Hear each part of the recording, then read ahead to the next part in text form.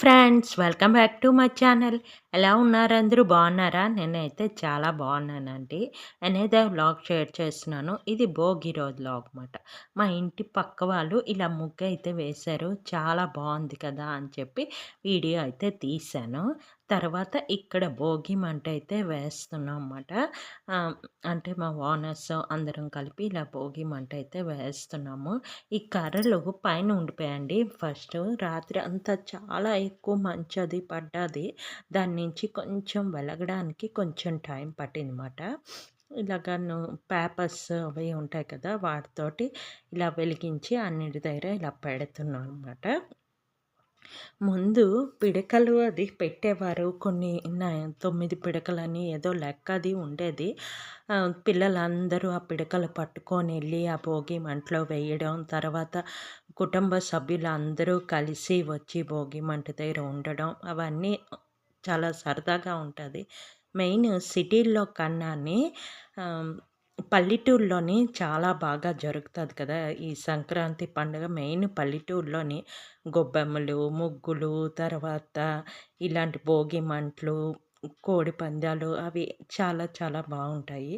తర్వాత భోగి రోజు మెయిన్ ఈ మంట మీద కిరి అది పెట్టుకొని, అంటే పరమాన్నం అది చేస్తుండేవారు. తర్వాత వేడి నీళ్ళు అది పెట్టుకొని ఆ నీళ్ళతో స్నానం అది చేస్తే శుభం అంటారు. చాలామంది ఒక్కొక్క ఏరియా బట్టి ఒక్కొక్క విధంగా చేసేవారు.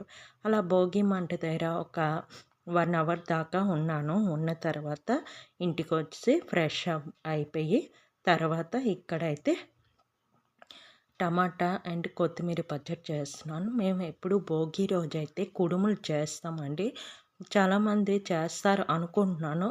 మీరైతే ఏం చేస్తారా అనేది కామెంట్ సెక్షన్లో చెప్పండి. మేమైతే కంపల్సరీ భోగి రోజు కుడుములు చేస్తాము. బియ్యం నూకేస్తాం అన్నమాట. బియ్యం నూకేసి కుడుముల్లాగా చేసి దాంతో కనీసం ఒక 2 పచ్చళ్ళైనా చేస్తాం అన్నమాట. ఈరోజైతే నేను టమాటా పచ్చడి ఒకటి, ఇంకోటి కొబ్బరి చట్నీ ఒకటి 2 చేస్తున్నాను. కొబ్బరి చట్నీ చాలా మంచిది, శుభానికి చేస్తాము. ఇంకా వేరే పచ్చళ్ళు టమాటా కానీ, ఇంకా లేకపోతే కొత్తిమీర పచ్చడి కానీ, ఉల్లిపాయ పచ్చడి కానీ, మన ఇష్టం ఏదైనా ఇంకో పచ్చడి అలా చేస్తామన్నమాట.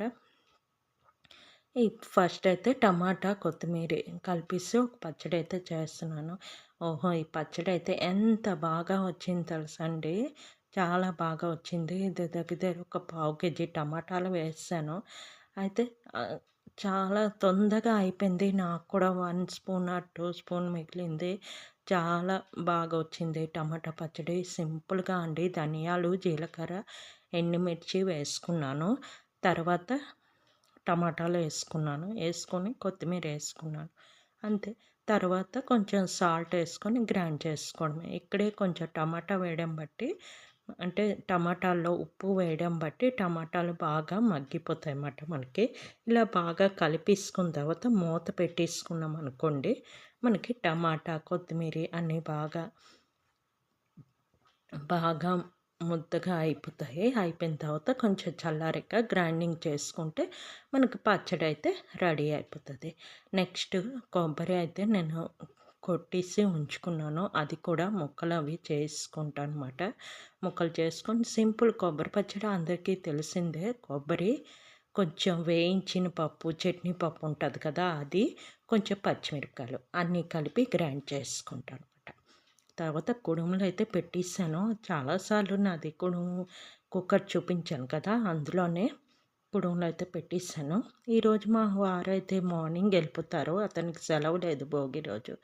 7:30కి అయితే అతను వెళ్ళిపోతారు. అందుకని తొందరగా అయితే చేయిస్తున్నాను. ఈరోజు లంచ్ బాక్స్ అది వద్దన్నారు. కుడుములే లంచ్ కోసం పెట్టేయమన్నారు అన్నమాట.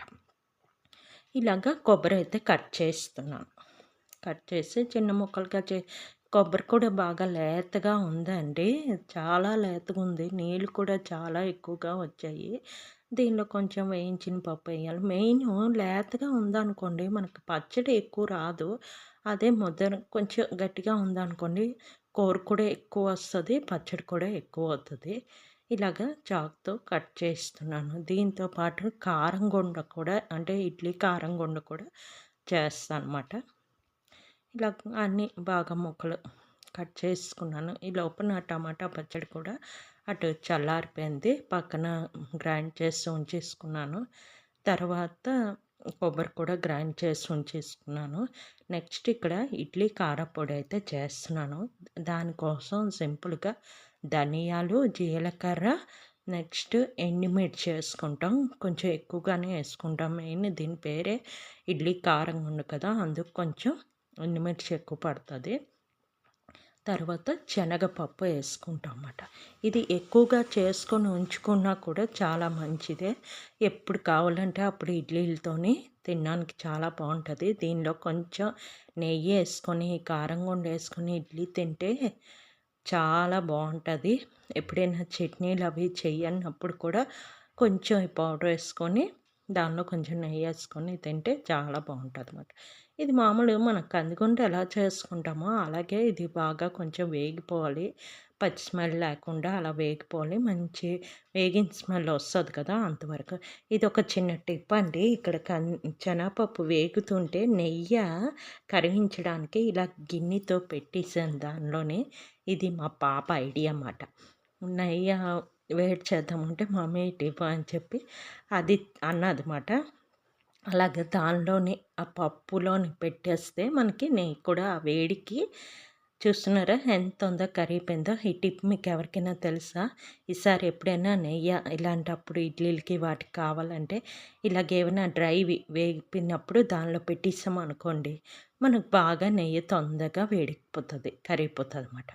నెక్స్ట్ ఇలాగ పప్పు అయితే అయిపోతుంది. తర్వాత గ్రైండింగ్ కూడా చేసుకున్నాను. చిన్న మిక్సీ జార్లో అయితే పౌడర్ చేసుకున్నాను. ఇలా మెత్తటి పేస్ట్ లాగా అయితే మెత్తని పౌడర్ లాగా అయితే చేసుకున్నాను. తర్వాత ఈ జార్ ఒకటి తీసాను. ఇది ఎవరో గిఫ్ట్ ఇచ్చినట్టున్నారండి. తీసాను ఇందులో వేద్దామని. కానీ చాలా పెద్ద జార్ ఉంది. పోన్లే ఈరోజు భోగితో తీసి వాడదామని చెప్పి వేసాను. అది దానికి సకానికి కూడా రాలేదు ఆ పౌడరు.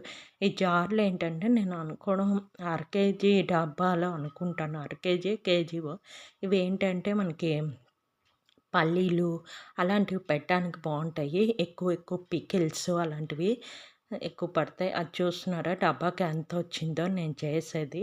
చాలా తక్కువ వచ్చింది కానీ వాడదాం అని చెప్పి ఈరోజైతే తీసి వాడాను. ఇవి 2 సెట్ మాట. తర్వాత ఇది నా టిఫిన్. టమాటా పచ్చడి, కొబ్బరి పచ్చడి, కుడుము అండ్ కారంగుండ అండ్ నెయ్యి మాట. ఇవన్నీ మిక్స్ చేసుకొని తినేయడమే అంతే. ఇంకా కొంచెం నెయ్యి, పంచదారతో కూడా కొంచెం తిన్నాను ఇడ్లీ. అంతేనండి ఈ వీడియో.